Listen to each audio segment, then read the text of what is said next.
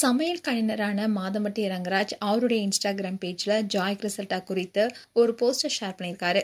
அந்த விஷயம் தான் இப்ப பேசும் பொருளா இருக்கு. கொஞ்ச நாளாவே சோசியல் மீடியால பரபரப்பா பேசப்பட்டு வருது இவருடைய பெயர் தான். மாதம்பட்டி ரங்கராஜுடைய தனிப்பட்ட வாழ்க்கையில ஜாய் கிறிசல்டாவை இரண்டாவது திருமணம் செய்து கொண்டாரு. ஆனா முதல் மனைவி ஸ்ருதியை விவாகரத்து செய்யாம இவர் இரண்டாவது திருமணம் செய்து கொண்டதுதான் பூதாகரமா பேசப்பட்டுச்சு. பலரும் பலவிதமா மாதம்பட்டி குறித்தும் ஜாய் கிறிசல்டா குறித்தும் பேசிட்டு வந்தாங்க. அதே சமயம் ஸ்ருதிக்கு சப்போர்ட்டா பல பேரும் குரல் கொடுத்தாங்க. இந்நிலையில் தான் ஜாய் கிறிசல்டா யூடியூப் சேனல்ல இன்டர்வியூ கொடுத்தாங்க. அதுல மாதம்பட்டி குறித்து பல குற்றச்சாட்டுகளை முன் வச்சாங்க. அதே சமயம் கமிஷனர் ஆபீஸ் போய் கம்ப்ளைண்ட்டும் கொடுத்தாங்க. அதுல மாதம்பட்டி ரங்கராஜ் தன்னை அடிச்சதாகவும் அதோட தன்னை திருமணம் செய்து கர்ப்பமாக்கி இப்ப ஏமாற்றி விட்டதாகவும் சொல்லியிருக்காங்க. இந்நிலையில் தான் மாதம்பட்டி ரங்கராஜ் அண்ட் ஜாய் கிறிசல்டா ரெண்டு பேருமே அக்டோபர் 15 இன்னைக்கு விசாரணைக்கு ஆஜராகணும்னு மாநில மகளிர் ஆணையம் சம்மன் அனுப்பியிருந்தாங்க.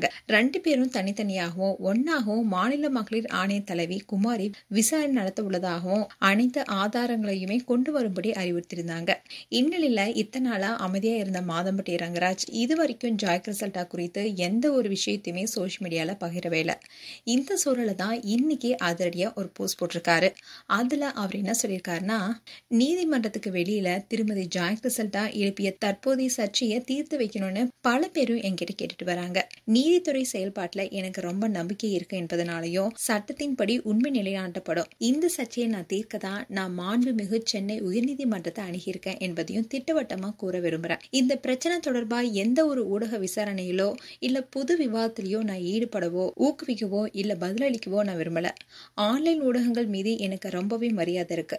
நடந்து வர சர்ச்சை குறித்து எந்த கருத்துக்களையும் அனுமானங்களையும் வெளியிடுவதை தவிர்க்குமாறு அனைத்து ஊடக நிறுவனங்களையும் நான் பணியுடன் கேட்டுக்கிறேன். நான் இந்த சர்ச்சையை சட்டத்தின்படி எதிர்கொள்வேன். ஜாய் கிறிசல்டா எதிர்பார்த்தது போல நீதிமன்றத்துக்கு வெளியே தீர்வு காண ஒப்புக்கொள்ள மாட்டேன். என்னுடைய நலன்ல அக்கறை காட்டி எனக்கு உறுதுணையா இருந்து ஆதரவு அண்ட் பிரார்த்தனை வழங்கிய அனைத்து நலன் விரும்பிகளுக்கும் என்னுடைய இதயபூர்வமான நன்றின்னு மாதம்பட்டி ரங்கராஜ் ஒரு போஸ்ட் போட்டிருக்காரு. இந்த பதிவு மூலமா முதல் முறையா ஜாய் கிறிசல்டா குறித்து பேசியிருக்காரு. அதோட இந்த போஸ்ட்ல சட்டத்தின்படி உண்மை நிலைநாட்டப்படும்னு மாதம்பட்டி ரொம்பவே அழுத்தமா சொல்லியிருக்காரு.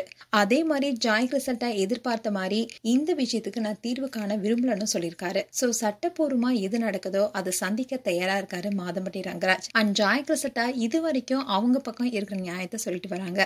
அதே சமயம் மாதம்பட்டி ரங்கராஜ் இது வரைக்கும் அவர் தரப்புல எந்த ஒரு விஷயத்தையுமே வெளியிடாம இருக்காங்க. அப்படி அவர் வாய்த்திறத சொல்லும் போது பலருக்கும் உண்மை என்னன்னு தெரிய வரும். மேலும் மாதம்பட்டி ரங்கராஜ் அண்ட் ஜாய் கிறிசல்டாவுடைய விஷயத்துக்கு என்ன தீர்ப்பு வரும் என்பதை பொறுத்திருந்து பார்க்கலாம். மேலும் இது போன்ற வீடியோஸை பார்க்க நியூஸ் தமிழ் கிளிட்ஸ் சப்ஸ்கிரைப் பண்ணுங்க. மறக்காம நோட்டிபிகேஷன் பட்டனை கிளிக் பண்ணுங்க.